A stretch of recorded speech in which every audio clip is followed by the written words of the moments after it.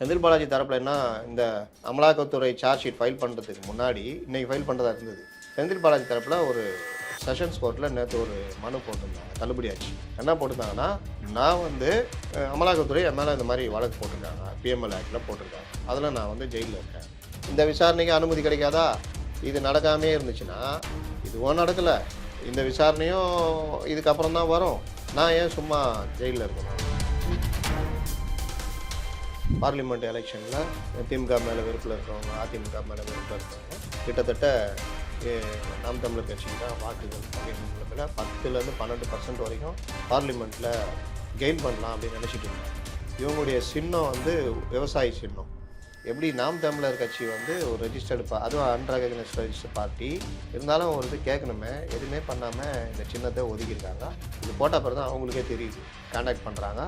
இவன் நோக்கம் நமக்கு நல்லா தெரியுது. வணக்கம் சார். வணக்கம். லாஸ்ட் வீடியோவில் செந்தில் பாலாஜிக்கு எப்போ ஜாமீன் கிடைக்கும் அப்படிங்கிறத பற்றி நம்ம பேசியிருந்தோம். அதன் பிறகு என்னென்ன டெவலப்மெண்ட்ஸ் நடந்திருக்கு, அந்த வழக்கு எந்த திசையை நோக்கி நகருது? ஜாமீன் வழக்கு ஒரு பக்கம் போய்கிட்டு இருக்குது. இன்றைக்கும் தொடர்ச்சியாக நடக்க வேண்டியது. நேற்று இடி தாக்கல் செய்த மனு இன்றைக்கி தொடர்ச்சியாக நடக்க வேண்டியது. இன்றைக்கி அவர் மூத்த வழக்கறிஞர் ஆரியம்மா சுந்தரம் இந்த வழக்கு விசாரணையை 21ஆம் தேதிக்கு, அந்த ஜாமீன் மனு மீதான விசாரணை 21க்கு ஒத்தி வைக்கணும் அப்படின்னு கேட்டதில் நீதிபதி ஆனந்த் வெங்கடேஷ் ஏற்றுக்கொண்டு 21க்கு தள்ளி வச்சுருக்காங்க. அது என்ன, அவர் எதுக்காவது வழக்கு இருக்குமா என்னன்னு தெரியல. 21ஆம் தேதியிலிருந்து தொடரும். அதுக்கப்புறம் அது மேலே தீர்ப்பு என்னைக்குன்றது முடிவாகும். அது ஜாமீன் வழக்கு. இதுக்கு நடுவில் செந்தில் பாலாஜி தரப்பு இன்னைக்கு அவர் மேலே அமலாக்கத்துறை சார்ஜ் ஷீட் ஃபைல் பண்ணுறதா இருந்தது. அதுக்கு பண்ணக்கூடாதுன்றதுக்கு இவர் என்னென்னவோ பண்ணிகிட்டு இருந்தார். என்ன பண்ணார்னா, சார்ஜ் ஷீட் ஃபைல் பண்ணுறது அவர் மேலே முதல் வழக்கு இருக்குல்ல, இந்த ப்ரெடிகேட்டட் அஃபென்ஸ்னு சொல்லுவாங்கல்ல, முதல்ல ஒரு வழக்கு இருந்தால் தான் அதில் அமலாக்கத்துறை உள்ளே வர முடியும். சிசிபி ஃபைல் பண்ண சார்ஜ் ஷீட் மேலே சிறப்பு நீதிமன்றத்தில் வழக்கு இருக்குது. அந்த சார்ஜ் ஷீட் ஃபைல் பண்ணி விசாரணை நான் தொடங்கணும். அந்த விசாரணை ஸ்டேட் கவர்மெண்ட் தான் பர்மிஷன் கொடுக்கணும்.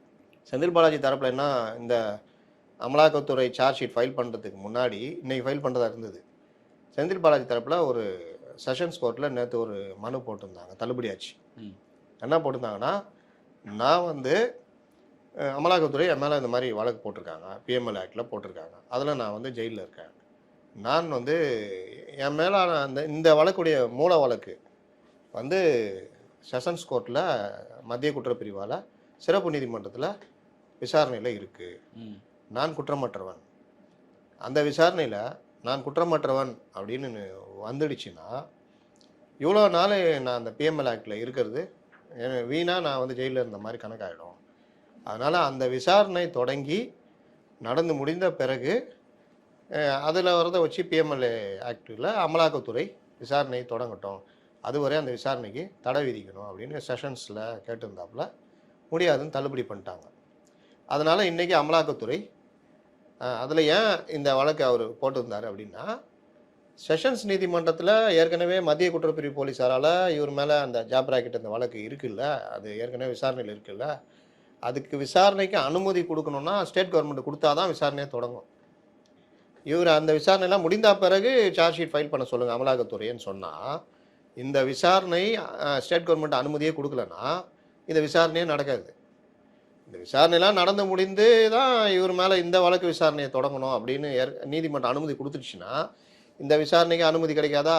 இது நடக்காமே இருந்துச்சுன்னா, இதுவும் நடக்கலை, இந்த விசாரணையும் இதுக்கப்புறம் தான் வரும், நான் ஏன் சும்மா ஜெயிலில் இருக்கணும், என்னை ரிலீஸ் பண்ணுங்கன்ற கிரவுண்டில் அவர் கேட்கறதுக்கான வாய்ப்பு இருக்குது. அந்த சூழ்நிலை மாற்றம் அதை சொல்லி, அதனால் நான் அனுமதிக்க முடியாதுட்டாங்க. அவங்க இதெல்லாம் இதாகாது, அனுமதிக்க முடியாதுட்டாங்க. நேற்று தள்ளுபடி. இன்றைக்கி அமலாக்கத்துறை சார்ஜ் ஷீட் ஃபைல் பண்ணுறதா இருந்தது, இவரை நேராக வரவழைக்கிறதா இருந்தது. இதுக்கு நடுவில் மறுபடியும் ஒரு முறையீட்டு மனுவை செஷன்ஸ் நீதிமன்றத்தில் அமலாக்கத்துறை வழக்கிலிருந்து என்னை விடுவிக்கணும்னு புதுசாக ஒரு மனு போட்டிருக்காரு. அந்த மனு ஏற்கப்பட்டதுனால சார்ஜ் ஷீட் ஃபைல் பண்ணுறது தள்ளி போயிருக்கு. இது இன்றைய டெவலப்மெண்ட். அதாவது ஏதாவது பண்ணிக்கிட்டே இருக்கலான்னு, இது தனி, சார்ஜ் ஷீட் ஃபைல் பண்ணுறது தனி, ப்ளஸ்ஸு இது ஜாமீன் மனு விசாரணைன்றது 21ஆம் தேதி வருது. இதுதான் செந்தில் பாலாஜி வழக்கில் தற்போதைய நிலை. பாராளுமன்ற தேர்தல் நெருங்கிட்டு இருக்கு, எல்லா கட்சிகளும் வேகமாக தயாராகிறாங்க. தமிழ்நாட்டை பொறுத்த வரைக்கும் மாற்று சக்தி அப்படிங்கிற அந்த ஒரு எதிர்பார்ப்பு இருக்கக்கூடிய ஒரு கட்சினா நாம் தமிழர் கட்சி. அந்த கட்சியினுடைய சின்னம் இந்த முறை அவங்களுக்கு கிடைக்குமா அப்படிங்கிற ஒரு கேள்வி எழுந்திருக்கு. இது எந்த மாதிரியாக போக வாய்ப்பு இருக்கு? அவங்களுக்கு சின்னம் கிடைச்சிருமா? லீகலா ஃபைட் பண்ணா வாங்கிடுவாங்களா? நாம் தமிழர் கட்சி கிட்டத்தட்ட 7% மேலே இருக்கக்கூடிய ஒரு பெரிய கட்சி. 2011 ஆரம்பித்தது. மிகப்பெரிய வளர்ச்சி. நாளுக்கு நாள் அவருக்கான அந்த வளர்ச்சி கூடிட்டு தான் போகுது. ஒரு இடத்துல நிற்கல.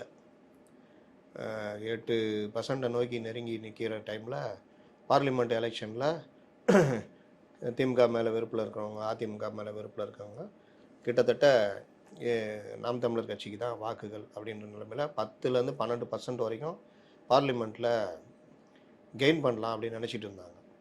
இவங்களுடைய சின்னம் வந்து விவசாய சின்னம். அந்த கரும்பு கட்டை பிடிச்சிருக்க மாதிரி விவசாய சின்னம். 2016க்கு பிறகு வந்த தேர்தலில் வந்து அவர் விவசாய சின்னத்தை பயன்படுத்தி நிற்கிறாங்க. பரவலாக அந்த சின்னம் கிட்டத்தட்ட 6-7 வருடங்களாக பொதுமக்கள்கிட்ட சீமான் கட்சி, நாம் தமிழர் கட்சினா விவசாய சின்னம் அப்படின்றது பிரபலமான ஒன்று. பட்டி தொட்டியையும் கொண்டு போய் சேர்த்துருக்காங்க. இந்த நிலமையில் திடீர்னு ஒரு கட்சி, அந்த கட்சிக்கு பேர் வந்து பிபிஏபி, பாரதிய பிரஜா ஐக்கியதா பார்ட்டி அப்படின்னு கர்நாடகாவில். அவங்க என்ன பண்ணுறாங்க, திடீர்னு அவங்க ஃபேஸ்புக்கில் நாங்கள் வந்து இந்த மாதிரி பார்ட்டி இது பண்ணுவோம், எங்களுக்கு இந்த சின்னம் கிடச்சிருக்குதுன்னு போட்டிருக்காங்க. போட்டோன்னா என்னன்னு செக் பண்ணால் அது வந்து 11 ஸ்டேட்டில் அவன் பதிவு பண்ணிக்கிறான். எலெக்ஷன் கமிஷனில் ரெஜிஸ்டர் ஆயிருக்கா சார்? ரெஜிஸ்டர் ஆகிருக்குது. அன்ரெகனைஸ்ட் பார்ட்டின்னு, ரெஜிஸ்டர்ட் அன்ரெகனைஸ்ட் பார்ட்டிஸ் அப்படின்னு செய்த அங்கீகரிக்கப்படாத கட்சி. அங்கீகரிக்கப்படாத கட்சி, அங்கீகரிக்கப்பட்ட கட்சிகள், பதிவு செய்த கட்சிகள். அதில் வந்து இந்த கட்சி எல்லாமே வரும், நாம் தமிழர்லேருந்து எல்லாமே வருவாங்க. அதில் இவர் பதிவு பண்ணி 11 ஸ்டேட்டு, தமிழ்நாடு, பாண்டிச்சேரி, தெலுங்கானா, டெல்லி, இது கர்நாடகா, இந்த மாதிரி பதிவு பண்ணி 2022 தான் பதிவு பண்ணிக்கிறாங்க கட்சி. இந்த கட்சி வந்து பிபிஏபி வீராரெட்டி தானே, அவர் வந்து 2022 தான் அந்த கட்சியை ஆரம்பிக்கிறார். ஆரம்பித்து ஒன்றும் பெருசாக அவர் வெப்சைட் தொடங்கியிருக்காரு, ட்விட்டரு, ஃபேஸ்புக்கு, இதெல்லாம் பார்த்தீங்கன்னா கோடிக்கணக்கில் இருக்கலாம் நினச்சிக்காதீங்க. 40 ட்விட்டரில் வந்து ஃபாலோவர்ஸு 63 பேர் ஃபாலோவர்ஸு, ஃபேஸ்புக்கில் 79 பேர் ஃபாலோவர்ஸு. ஒரு யூடியூப் வேறு நடத்துகிறாரு. மொத்தம் ஒரு 3 வீடியோ போட்டிருக்காரு. அந்த ஒவ்வொரு வீடியோவும் 3 பேர் 5 பேர் தான் பார்த்துருக்காங்க. அவரே திருப்பி பார்த்துருப்பார் போல், அதில் வந்துருச்சு. வேறு அக்கௌண்ட் வச்சுருப்பாரு. ஆமாம். ஃபாலோவர்ஸ் வந்து யூடியூப் சப்ஸ்கிரைபர்ஸ் வந்து 40 பேர் தான். இவ்வளோ ஒரு பிரம்மாண்டமான அந்த கட்சி வந்து 2022லேருந்து ஜோக் என்னென்னா 2023 தேர்தலில் இந்த கட்சி போட்டி போட்டிருக்கு. ஒரே ஒரு தொகுதியில், இந்த கர்நாடகாவில், தனி தொகுதியில் கர்நாடகாவில் கேஸ் சிலிண்டர் சின்னம். அப்போ 2023 மொத்தமே அவர் வாங்கின ஓட்டு மொத்தம் அந்த தேர்தலில் 13 பேர் நின்றுருக்காங்க. அங்கே காங்கிரஸ் தான் ஜெயிச்சிருக்கு. மொத்தம் 13 வேட்பாளரில் இவர் 13வது வேட்பாளர். இவர் வாங்கின மொத்த வாக்குகள் 121. நாம் தமிழர் கட்சி நிலைமை இப்படி ஆகணும் பாருங்கள். இந்த பார்ட்டி வந்து 11 ஸ்டேட்டில் பதிவு பண்ணி இந்த சின்னத்தை இப்போ ஒரு 2-3 மாதம் முன்னாடி வாங்கியிருக்காங்க. இவர் யார் வீராரெட்டி அப்படின்னு பார்த்தா பத்திரிகையாளர், அப்புறம் அந்த சமூக ஆர்வலர், என்ஜிஓ நடத்திருக்காரு அப்படி இப்படின்னு. அப்போ எந்த வித பின்புலமும் இல்லாமல் சொத்து மதிப்பு எவ்வளோ தெரியுமா இவங்க பார்ட்டி? இது 50 லட்சம், அதில் 48 லட்ச ரூபா செலவு, மறுபடியும் ஒரு 5 லட்சம் மைனஸில் இருக்குது, 3 லட்சமோ 4 லட்சமோ கடனில் இருக்குது. இவர் வந்து தொடங்கியிருக்காரு. டெல்லியில் ஒரு தலைவர், டெல்லியில் இருக்கிற ஒரு பொதுச் செயலாளர், இன்னொரு பொருளாளர் ஆந்திராவில் இருக்கிறார் போல். இப்படி தான் மொத்தமே 10-15 பேரை வச்சு ஒரு தேசிய கட்சி எப்படி கொடுத்தாங்கன்னு தெரில. இவரும் வந்து ரெஜிஸ்டர்டு அன்ரெகனைஸ்டு பார்ட்டியில் தான் இவர் கட்சி பேரும் இருக்குது. இது எப்படி இது வாங்கினாங்க? எப்படி நாம் தமிழர் கட்சி வந்து ஒரு ரெஜிஸ்டர்டு அதுவும் அன்ரெகனைஸ்டு ரெஜிஸ்டர்ட் பார்ட்டி இருந்தாலும் ஒரு இது கேட்கணுமே, எதுவுமே பண்ணாமல் இந்த சின்னத்தை ஒதுக்கியிருக்காங்க. இது போட்ட பிறகு தான் அவங்களுக்கே தெரியுது, கான்டாக்ட் பண்ணுறாங்க.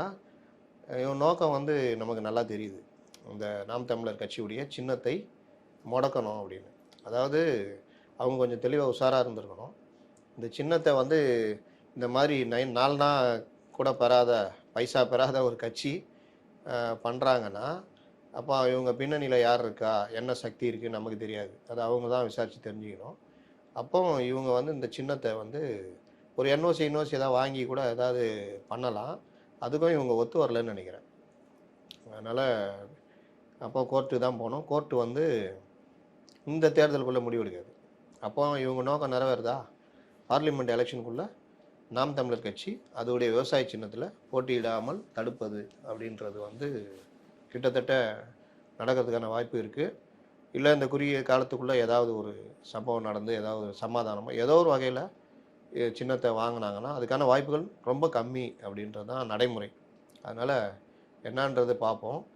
இந்த மாதிரி காமெடியாக நீங்கள் 30-40 சப்ஸ்கிரைபரை வச்சுக்கிட்டு இந்த மாதிரி பண்ணுற ஆள் சின்னத்தை பிடுங்குற அளவுக்கு இன்றைக்கி நம்ம நடைமுறை இருக்குன்னா பார்த்துக்குங்க. இது வந்து பெரிய ஒரு சிக்கல். இதில் பார்த்தீங்கன்னா இந்த சின்ன பிரச்சனை இதெல்லாம் வந்து 72 ஒரு ஆக்டு ஒரு கேஸ் ஒன்று வந்திருக்கு. Sadiq Ali and others versus election commission 1972. அதில் சுப்ரீம் கோர்ட்டு ஒரு ஆர்டர் போட்டிருக்காங்க. ஒரு கட்சி ரெண்டாக உடையுது இல்லை சேருது இல்லை எந்த பிரச்சனை வந்தாலும் சின்னம் சம்மந்தமாக எது வந்தாலும் அதுக்கு முடிவெடுக்க வேண்டியது எலெக்ஷன் கமிஷன் ஆஃப் இந்தியா தான். அவங்க தான் இது. அதனால் கோர்ட்டுக்குலாம் இதில் வந்து தலையிட முடியாது, தலையிட மாட்டோம் அப்படின்றது.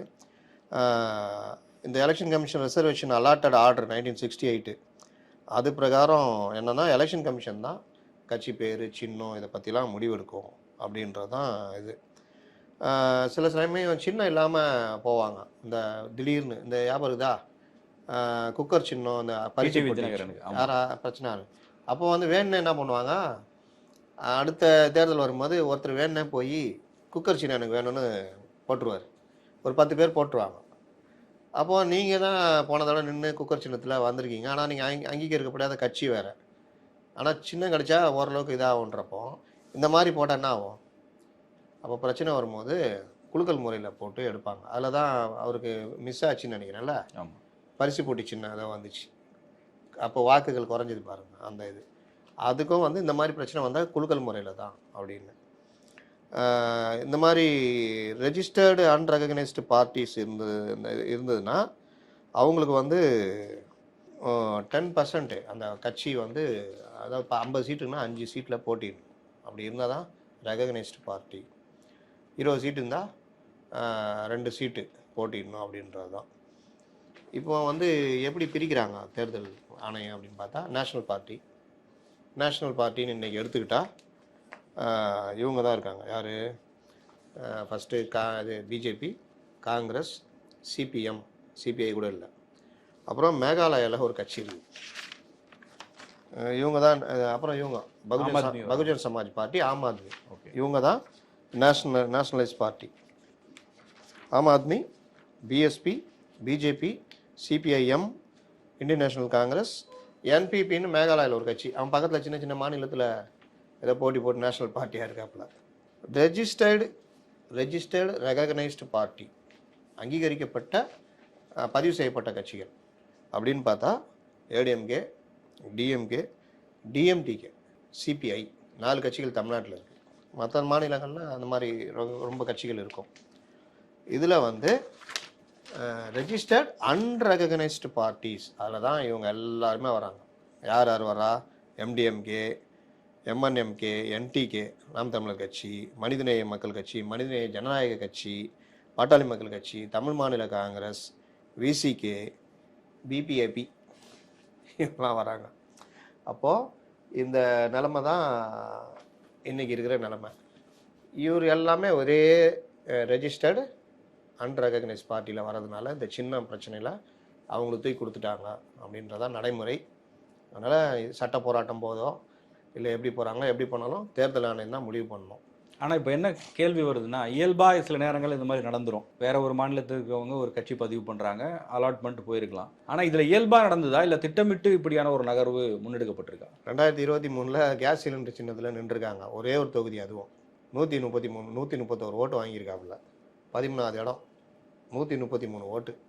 இந்த கட்சிக்கு திடீர்னு இப்போ சின்னத்தை கொடுத்துருக்காங்க. அதனால் இது என்ன நடைமுறைன்னு தெரியல, இதுக்கு பின்னாடி என்ன இருக்கணும்னு தெரியல. அதை அவங்க தான் கண்டுபிடிச்சிக்கணும். நம்ம இந்த என்ன உண்மையோ என்ன ஃபேக்டோ அதை வைக்கிறோம். இதுதான் பிரச்சனை. ஒருவேளை நாம் தமிழர் கட்சி இந்த தேர்தலில், ஏன்னா அவங்க தான் இந்த யங்ஸ்டர்ஸ் ஓட்டு அதிகமாக வந்து திமுக அதிமுக எதிர்ப்பான ஓட்டுகள், ஒன்று நாம் தமிழர் கட்சி, இன்னொன்று அண்ணாமலை பிஜேபி. அதனால் ஒருவேளை நாம் தமிழர் கட்சிக்கு அந்த சின்னம் இல்லைன்னா அதோடைய சாதக பாதகங்கள் விஷயங்கள்லாம் யோசித்து பண்ணிடலாம். இவர் 63 பேரை ஃபாலோ பண்ணுறாரு. அந்த ட்விட்டரில். அதில் நம்ம சிஎம்லேருந்து ஆந்திரா சிஎம்லேருந்து அதெல்லாம் இருக்கிறாங்க. இது ஒரு பார்ட்டு. இதுக்கு பின்னாடி என்ன நடக்க போகுதுன்னு தெரியல. இனிமேல் தான் தெரிய வரும். இப்போதைய நிலமை இவங்களுக்கு இந்த சின்னம் இல்லை. நேற்று சாட்டை துரைமுருகன் போட்டதில் கூட நாங்கள் சட்ட ரீதியாக தேர்தல் கமிஷன் மூலிமா நாங்கள் பண்ணுவோம், அப்படி இல்லைன்னா நீதிமன்றத்தை நாடி நாங்கள் எங்களுக்கான சின்னத்தை மீட்போம் அப்படின்னு சொல்லியிருக்காரு. அது எந்த அளவுக்கு போராட்டன்றது அது அவங்க பிரச்சனை. யதார்த்தம் இதுதான். தேர்தல் நெருங்குதுங்கிறது இந்த மாதிரி நிகழ்வுகளை நம்ம புரிஞ்சுக்கலாம்னு நினைக்கிறேன். இங்கே நாம் தமிழருக்கு சின்னம் சிக்கலா இருக்கு. இப்போ தேசிய அளவில் பார்க்கும்போது இன்னைக்கு காங்கிரஸ் கட்சியினுடைய வங்கி கணக்குகள் முடக்கப்பட்டிருக்கு. நேற்று ஒரு பெரிய தீர்ப்பு உச்சநீதிமன்றத்தில் வந்திருந்தது. தேர்தல் பத்திரங்கள் செல்லாது, சட்டப்பூர்வமானதா இல்லை, அது கான்ஸ்டியூஷனுக்கு எதிராக இருக்கு அப்படின்னு சொல்லி அதை நிராகரிச்சிருக்காங்க. அது எப்படியான ஒரு தாக்கத்தை தேர்தலில் ஏற்படுத்த போகுது, மக்கள் எப்படி புரிஞ்சுக்கணும் அதை? அதுக்கு போகிறதுக்கு முன்னாடி ஒரு விஷயம் சொல்லிடுறேன். இந்த தீர்ப்பில் 5 நீதிபதிகள் கொண்ட தீர்ப்பு. யுனானிமஸாக 5 பேருமே, எப்பவுமே 5 பேர் சாசன அமர்வு, இது கான்ஸ்டியூஷன் அமர்வு. இதில் சில சமயம் 2 பேர் ஒரு தீர்ப்பு, 3 பேர் ஒன்றா 3 பேர் தீர்ப்பு எடுத்துக்கொள்ளப்படும். அரசியல் சாசன அமர்வு யுனானிமஸாக 5 பேருமே இதில் ஒரே வகையான தீர்ப்பு கொடுத்துருக்காங்க. நீங்கள் கேட்டிங்களா நெருக்கடி வருமா என்னன்னு? மார்ச் 31க்குள்ளே அந்த குறிப்பிட்ட தேதி மார்ச் 23க்குள்ளே என்னமோ அந்த இதை ஒப்படைச்சிடணும். அப்போ எஸ்பிஐ அந்த யார் அந்த பாண்டுக்கு பணம் கொடுத்து வாங்கினாங்க அப்படின்ற பட்டியலை தேர்தல் ஆணையத்திட்ட ஒப்படைக்கணும். மார்ச் 31க்குள்ளே தேர்தல் ஆணையம் அதை தன்னுடைய இணையத்தில் போட்டுருணும் அப்படின்னு ஒரு உத்தரவு போட்டிருக்காங்க. நீங்கள் யோசிச்சு பாருங்கள், இப்போவே எவ்வளோ விஷயங்கள் வெளியில் வந்துக்கிட்டு இருக்குது. அப்படி போட்டால் தேர்தல் April 1st week, 2nd week, 3rd வீக்குன்னு போகும். இதெல்லாம் வெளியில் வந்தால் எவ்வளோ பேருக்கு பாதிப்புன்னு பார்த்துக்குங்க. அதனால் இப்போவே பேச ஆரம்பிச்சிட்டாங்க. இதில் சிக்காத ஒரே கட்சின்னு பார்த்தா சிபிஎம் ஒன்று தான் இருக்கும். 0% வாங்கலை. அவங்க தான் எதிர்த்தாங்க ஆரம்பத்துலேயே, இந்த இது பண்ணக்கூடாதுன்னு. மாநில கட்சிகள்லாம் வாங்கினதை பார்த்தா பகீர் இருந்தது. அதனால் இது பாண்டுன்றது ஒரு நேற்று கொடுத்த தீர்ப்புலாம் பார்த்தீங்கன்னா வேறு லெவல். அதாவது இது 2017-18 இந்த சட்டத்தை கொண்டு வராங்க. இது உச்சநீதிமன்றம் சொன்ன மாதிரி தகவல் அறியும் உரிமை சட்டம் மக்களுக்குள்ள அடிப்படை உரிமை இருக்குல்ல, ஒரு தெரிஞ்சுக்கணும், அரசியல் கட்சிகளை பற்றி தெரிஞ்சுக்கணும் அப்படின்றது அதற்கு எதிரானது அப்படின்னு உச்சநீதிமன்றம் சொல்லுது. 19(1)A ஆக்ட் பிரகாரம் அது எதிரானது அப்படின்னு. ஏன்னா நான் ஒரு கட்சிக்கு வாக்களிட்டேன்னா அந்த கட்சி எவ்வளோ நேர்மையாக இருக்குது, அந்த கட்சி ஊழலை பற்றி பேசுது, ஊழல் எதிர்ப்பில் இருக்குன்னா அது எவ்வளோ தூரம் நேர்மையாக இருக்காங்க அப்படின்னு நான் தெரிஞ்சுக்கிற உரிமை ஒவ்வொரு வாக்காளனுக்கும் இருக்குது. அதை இது மறுக்குது. இந்த சட்டம் அதை மறுக்கிறதுனால இதை நாங்கள் ரத்து பண்ணுறோம் அப்படின்னு சொல்லிட்டு சொல்கிறாங்க. என்ன விஷயம் அப்படின்னு பார்த்தா, தேர்தலில் பொதுவாக தேர்தல் நடைமுறைகள் 70கள் 80கள் வரைக்கும் ஓரளவுக்கு கொஞ்சம் நேர்மையாக வாக்கு பூத்துக்களை கைப்பற்றுறது, இந்த வாக்குச்சீட்டுகள் கொண்டது, கள்ள ஓட்டு போடுறது, இந்த மாதிரி தான் இருந்தது. ஒரு 90களுக்கு மேலே என்ன ஆயிடுச்சுன்னா தேர்தல் இதுவே வியாபார இதுவாக மாறிடுச்சு. பெரும் நிறுவனங்கள் அரசை பின்னால் இருந்து இயக்கிறது, அந்த தனியார் மயமெல்லாம் ஆகுச்சுல்ல 91ல் குளோபலைசேஷன் இதெல்லாம் வந்த பிறகு கார்ப்பரேட் நிறுவனங்கள் இவங்கெல்லாம் தலையெடுத்து ஆதிக்கம் செலுத்த ஆரம்பிச்சிட்டாங்க. அவங்க கவர்மெண்ட்டை நிர்ணயம் செய்ய ஆரம்பிச்சிட்டாங்க. இந்த கவர்மெண்ட் எந்த கவர்மெண்ட் இருக்கணும், நமக்கு ஏற்ற கவர்மெண்ட் இருக்கணும் அப்படின்ற அளவுக்குலாம் வர ஆரம்பிச்சிச்சு. நீங்கள் பார்த்தீங்கன்னா அந்த பீரியடில் திடீர் முதலாளிகள் 5 வருஷத்துக்கு முன்னாடி ஒன்றுமே இல்லாமல் லேகியம் வைத்திருந்திருப்பார். அந்த கவர்மெண்ட் வந்த பீரியடில் பார்த்தீங்கன்னா அவர் எங்கேயோ இருப்பார். அந்த முதலாளிகள் பேர்லாம் நம்ம சொல்ல தேவையில்லை, எல்லாருக்குமே ஊர் அறிஞ்ச விஷயம். காங்கிரஸ் கவர்மெண்ட்டில் ஒரு 2-3 முதலாளிகள் உருவானாங்க, இந்த கவர்மெண்ட்டில் ஒரு 2-3 முதலாளிகள் உருவானாங்க. சேம் அதே இங்கே கொண்டு வந்தால் இங்கேயும் ஒவ்வொரு பீரியடில் நஷ்டக்கணக்கு காமிச்ச ஆட்கள்லாம் பெரும் முதலாளிகளாக ஆட்சி மாறினோன்னா மாறுறதெல்லாம் பார்த்துருக்கோம். அப்போ இது ஏதோ ஒரு வகையில் பணத்தை ஜென்ரேட் பண்ணி அந்த பணம் மூலிமா ஆட்சி அதிகாரத்தை மாற்றுவது, தேர்தலில் ஆதிக்கம் செலுத்துவது, இதற்கு பணத்தை வேறு வகையிலெல்லாம் கொடுத்துட்டு பண்ணியிருந்தாங்க. அதெல்லாம் தேர்தல் நிதி இந்த மாதிரிலாம் வந்துட்டு இருந்தது. சில இது பார்த்திங்கன்னா கருப்பு பணத்தை கொண்டு கொடுத்துட்டு இந்த மாவட்டத்தில் நாங்கள் இவ்வளோ வசூல் பண்ணோம் தேர்தல் நிதிலாம் சொல்லுவாங்க. அதை ஒயிட் ஆகிற ஏற்பாடு, அது தேர்தல் நிதியாக மாறுறதெல்லாம் இருந்தது. இந்த நடைமுறைகள்லாம் தூக்கி சாப்பிட்ற மாதிரி தான் இந்த சட்டம் கொண்டு வரப்பட்டது. என்ன, தேர்தல் பாண்டு. அதாவது ஒரு கட்சி சட்டம் என்ன சொல்லுதுன்னா, ஒரு கட்சிக்கு நீங்கள் ஒரு கட்சி நடத்துகிறீங்க, நான் உங்களுக்கு 1 லட்ச ரூபா கொடுக்குறேன், 21,000 ரூபா கொடுக்குறேங்க. 21,000 ரூபா நான் கொடுத்தாலே என் பேர் என் டீட்டெயில் நீங்கள் ஐடியில் சப்மிட் பண்ணணும். நீங்கள் உங்கள் வரவு செலவு காமிக்கும் போது இவர் 21,000 ரூபா கொடுத்துருக்காரு அப்படின்னு.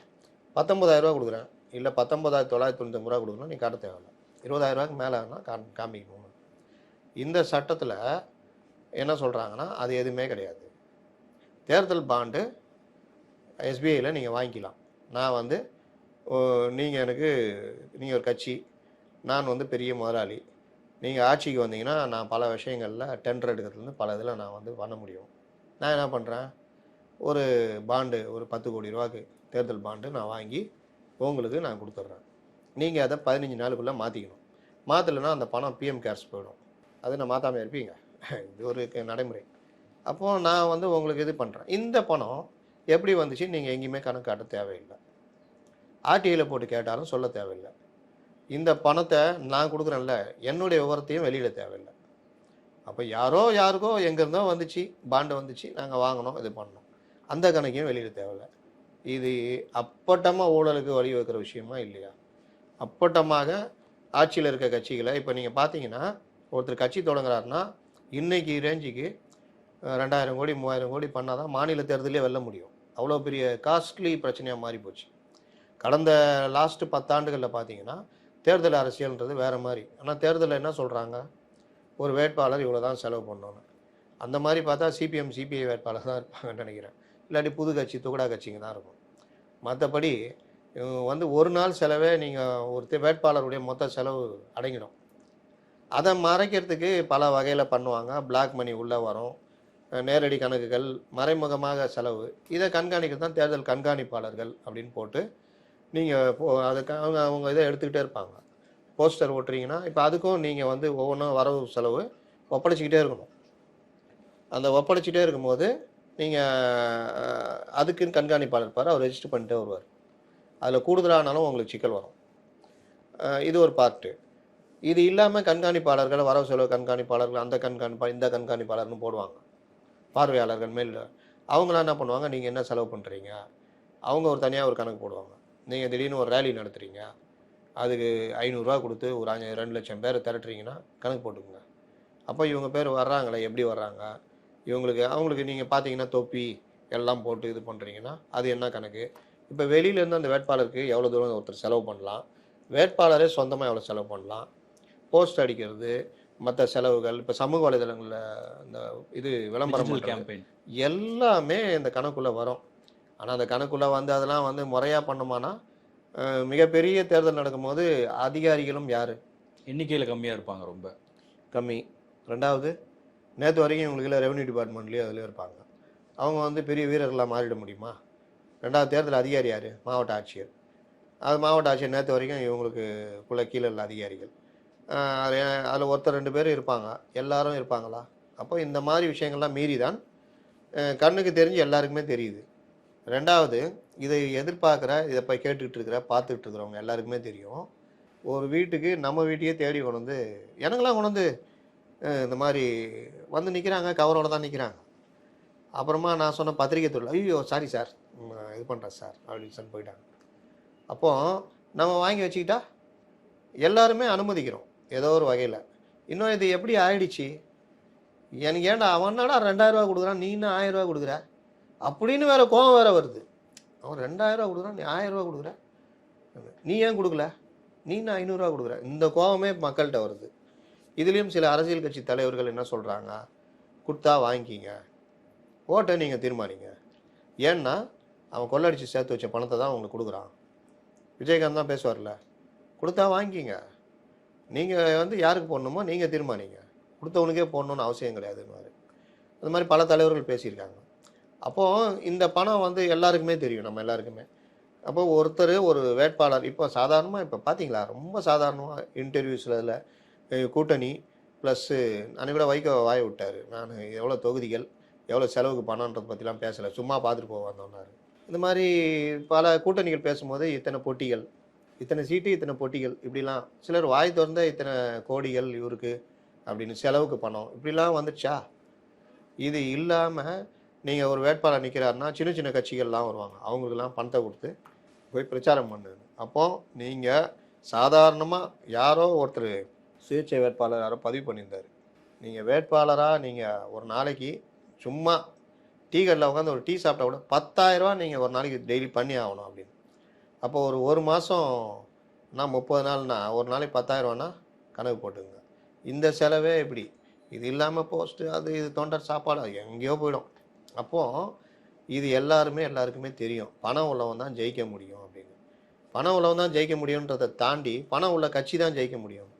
இன்றைக்கி எம்பி சீட்டுக்குன்னா பல பேர் நேர்மையானவர்கள் இல்லை கட்சியிலே இருப்பான், நேர்மையாக கொஞ்சம் இதுவாக இருப்பான். தலைமை என்ன சொல்லுது, நீ வந்து ஒரு 30 கோடி செலவு பண்ணுறியா, அவனுக்கு எம்பி சீட்டு தரேன்னு. நான் எங்கே முடியும்? அப்போ போ, இவன் ரெடியாக இருக்கிறான், அவனுக்கு கொடுக்குறேன், நீ இருந்துக்கோ, உனக்கு எதாவது பதவி வாரிய தலைவர் எதாவது கொடுக்குறோம். அப்போ சம்பாதிக்கிறது, முதலீடு பண்ணுறது, முதலீடு பண்ணிவிட்டு நீ இன்னும் சேவையாக பண்ணுவேன். நீங்கள் பாருங்களேன், இந்தியாவில் மட்டும்தான் துட்டு செலவு பண்ணி சேவை செய்ய வராங்க. 50 கோடி செலவு பண்ணுவார், எம்பியாக சேவை செய்ய வருவாராம். அவர் 50 கோடி எவ்வளோ எடுப்பார்? அப்போ இது அங்கேயே ஆரம்பிச்சிருது இந்த ஊழல். இதில் நீங்கள் இவ்வளோ பிரச்சனை நடக்கும்போது நீ யார் கொடுக்குறா, எவரு கொடுக்குறாரு, அந்த பணம் எப்படி வருது, அந்த பணம் எவ்வளோ வருது, எவ்வளோ பணம் திரட்டுனீங்க, எதுவுமே தகவல் ஆர்டிஐலையோ எங்கேயுமே தரமாட்டேன் அப்படின்னா இது என்ன இது? அப்போ இந்த தீர்ப்பை எல்லாருமே எதிர்பார்த்துருந்தாங்க. என்ன வகையான தீர்ப்பு வரப்போகுது? உச்சநீதிமன்றம் சமீப காலமாக தான் உச்சநீதிமன்றம் ஏதாவது இதாகிடுமோ, ஒரு கொஞ்சம் இறங்கிடுமோ அப்படின்லாம் கூட எல்லாரும் எதிர்பார்த்தாங்க. சம்மட்டி அடியாக இந்த தீர்ப்பு நேற்று வெளியாகிருக்குது. அதில் வந்து என்ன சொல்கிறாங்க, பொதுவாக ஒரு நிறுவனம் இருக்குன்னா, ஒரு கட்சிக்கு நிதி கொடுக்குன்னா அவங்களுடைய வருமானத்துலேருந்து 7.5% தான் கொடுக்கணும். ஆனால் இது அதுவும் கிடையாது, எவ்வளோ வேணால் கொடுக்கலாம். எவ்வளோ கொடுத்துருக்காங்கன்ற தகவல் தேர்தல் ஆணையத்துக்கும் மற்றதுக்கும் அந்த கட்சி கொடுக்கணும். தேர்தல் பாண்டில் அதுவும் கிடையாது. இதில் இன்னொன்று குறிப்பிட்றாங்க, இப்போ நம்ம பேசணும்ல, இதை தான் சுப்ரீம் கோர்ட் சொல்லுது. கார்ப்பரேட் நிறுவனங்கள் ஒரு கட்சிக்கு நிதி கொடுக்குறாங்க, அளவில்லாமல் வாரி கொடுக்குறாங்கன்னா அதற்குரிய பலனையும் அவர்கள் எதிர்பார்ப்பார்கள் அல்லவா? அப்படி பார்க்கும்போது இது ஒரு ஏற்றுக்கொள்ள முடியாத மோசடியான ஒன்று. இதில் வந்து கருப்பு பணத்தை நீங்கள் ஒழிக்கிறேன்ற மாதிரி நீங்கள் பாண்டு பற்றி பேசுகிறீங்க. கொண்டு வரும்போது அப்படி தான் சொன்னாங்க, ஒரு டிரான்ஸ்பரன்சி வேணும்னு. தேர்தலில் கருப்பு பணம் புழங்குது, நம்ம இதை முறைப்படுத்துகிறோம் அப்படின்னு சொல்லியிருந்தாங்க. அது ஒழிக்கிறதுக்கு எவ்வளோ வழி இருக்குது, இது கிடையாது அப்படின்றாங்க. அது முந்தின வரி தான். ஒரு கார்ப்பரேட் நிறுவனம் பணம் கொடுக்குறான்னா அவன் எதிர்பார்க்குறான்னா அந்த பணம் எப்படி வருது, எவ்வளோ பணம் கொடுத்தான், என்ன இதுன்னு கூட தெரியக்கூடாதுன்னா இது என்ன, இது எப்படி கருப்பு பணத்தை ஒழிக்கிறதாகும்? அப்போ இது நேற்றும் அந்த இதில் வந்து மத்திய அரசு சார்பில் இது பண்ணும்போது எந்த விதியும் மீறல அப்படின்லாம் சொல்லியிருக்காங்க. ஆனால் வந்து இது எப்படி ஏற்றுக்க முடியும்? இதில் நேற்று இந்த பிரச்சனை வந்து தீர்ப்பு 5 நீதிபதிகள் தீர்ப்பு எல்லாம் வந்த பிறகு இந்த சட்டம் அடிப்படை உரிமைகளை பாதிக்குதுன்றதுனால நாங்கள் ரத்து பண்ணுறோம். அதுக்கப்புறம் எவ்வளோ பாண்டு, அதாவது 2019க்கு பிறகு நீங்கள் எவ்வளோ யார் யார் பணம் கொடுத்தாங்கன்ற டீட்டெயிலை இதோடு நிறுத்திடணும். SBI first order. அப்புறம் யார் யார் எவ்வளோ கொடுத்தாங்கன்ற பட்டியலை நீங்கள் வெளியிடணும். அந்த பட்டியல் வந்து தேர்தல் ஆணையத்தில் கொடுத்து தேர்தல் ஆணையம் மார்ச் 31க்குள்ளே அவங்களுடைய வெப்சைட்டில் போடணும். பாண்டு யார் யார் வச்சுருக்கீங்களோ இப்போது இது பண்ணுறீங்களோ அவங்களுக்கு வந்து பணத்தை திருப்பி தரணும். இந்த மாதிரி ஆர்டரை வந்து போட்டிருக்காங்க. மேலும் அந்த உள்ளே போய் ஆர்டர் படிச்சிங்கன்னா நீங்கள் நினச்சி பார்க்க முடியாத இதெல்லாம் இருக்கும். அந்த ஆர்டர் காப்பி படிச்சிங்கன்னா அதை நம்ம பின்னாடி கூட அது வாங்கிட்டு படிச்சுட்டு பேசுவோம். இப்போதைக்கு மெயின் க்ரஷ் இதுதான். அதனால் ஒரு சம்மட்டி அடி விழுந்திருக்கு.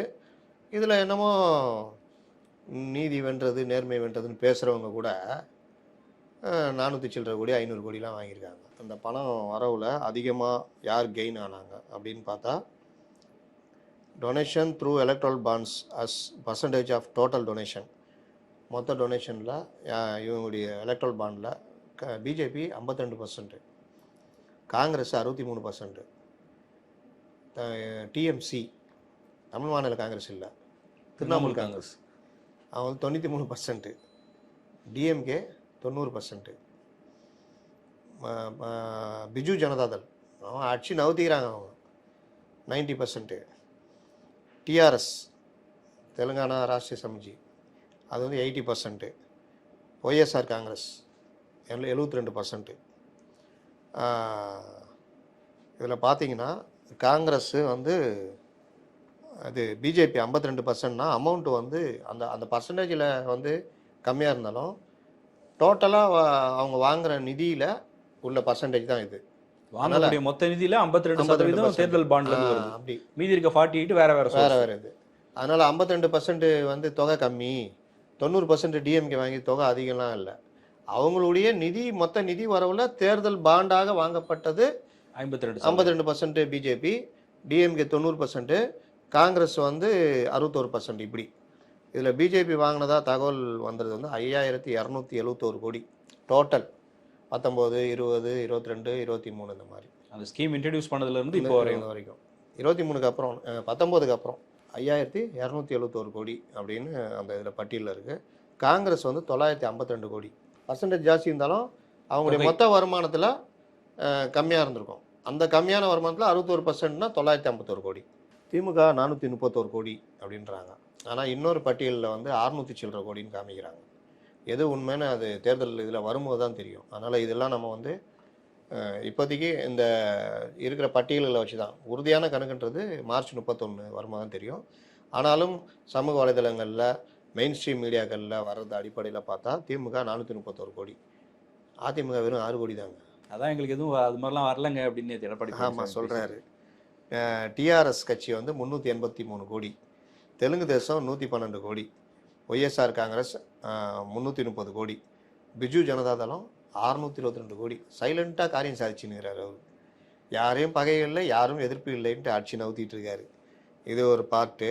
இதில் வந்து இந்த பர்சன்டேஜ் வைஸு ஒவ்வொரு கட்சியும் party wise donation through bonds வந்து 2017 பிஜேபி 610 கோடி, காங்கிரஸ் 5 கோடி, வேறு யாரும் இல்லை. அதுக்கப்புறம் ஒவ்வொருத்தரும் அப்படியே இம்ப்ரூவ் ஆகுறாங்க. டிஆர்எஸ் அதுன்னு 2022-23 என்சிபி நேஷ்னல் தேசியவாத காங்கிரஸும் டிஆர்எஸும் வாங்கலை. ஆனால் அதுக்கு முன்னாடி வரைக்கும் பெரிய அமௌண்ட்டு இது பண்ணியிருக்காங்க. தேசியவாத காங்கிரஸ் 14 கோடி, டிஆர்எஸ் 153 கோடி. இதில் 0% இருக்கிறது சிபிஎம். இது ஏடிஎம்கே 6 கோடி, சிபிஎம் பட்டியலே இல்லை. ஆம் ஆத்மி கூட 17 கோடி, சமாஜ்வாடி பார்ட்டி 10 கோடி. அப்போது இந்த பட்டியல் வந்து இன்னொன்று பார் அண்ட் பெஞ்சுன்னு ஒரு இதில் வந்து அவங்க ஒரு பட்டியல் வெளியிட்டிருக்காங்க. அதில் தான் டிஎம்கே 616 கோடி, டிஆர்எஸ் 331, ஒய்எஸ்ஆர் 382, டிடிபி 146ன்னு அவங்க ஒரு பட்டியல், அதுவும் சமூக வலைதளத்தில் ஓடிக்கிட்டு இருக்குது. இதெல்லாம் உண்மையாக சரியான கணக்கா, அக்யூரேட் கணக்கான்னு தெரியாது. ஆனால் இந்த பட்டியல் இது எல்லாமே அந்த இதிலேருந்து எடுத்த மாதிரி தான் போட்டிருக்காங்க. உண்மையான கணக்கு வந்து மார்ச் 31 தேர்தல் ஆணையத்தில் பட்டியல் கொடுத்தா பிறகு தான் நமக்கு தெரிய வரும். ஆனால் இந்த மாதிரி 431 கோடி டிஎம்கே மற்ற கட்சிகள் எல்லாமே வெளியில் வருது, போட்டுக்கிட்டு இருக்கிறாங்க. இப்போ வரைக்கும் அந்த கட்சிகள் அதை மறுக்கலை. அதனால் யூகத்தை வாசருடைய இதுக்கே நம்ம விட்டுருவோம். எவ்வளோ அமௌண்ட்டு என்னன்றதை இறுதி இது வரும்போது பார்ப்போம். தேர்தல் அந்த இதில் பார்த்திங்கன்னா பத்திரத்தில் எல்லா கட்சிகளும் வாங்கியிருக்குதுன்றது தான் நடைமுறை உண்மை. அந்த சிபிஎம் எதிர்த்து வழக்கு போட்டிருந்தாங்க, அவங்க தான் கரையும், அவங்கள தவிர எல்லாருமே இதில் இருக்காங்க அப்படின்றது தான் இன்றைக்கி நம்ம தேர்தல் அந்த பாண்டு சம்மந்தமாக பார்க்க வேண்டியது.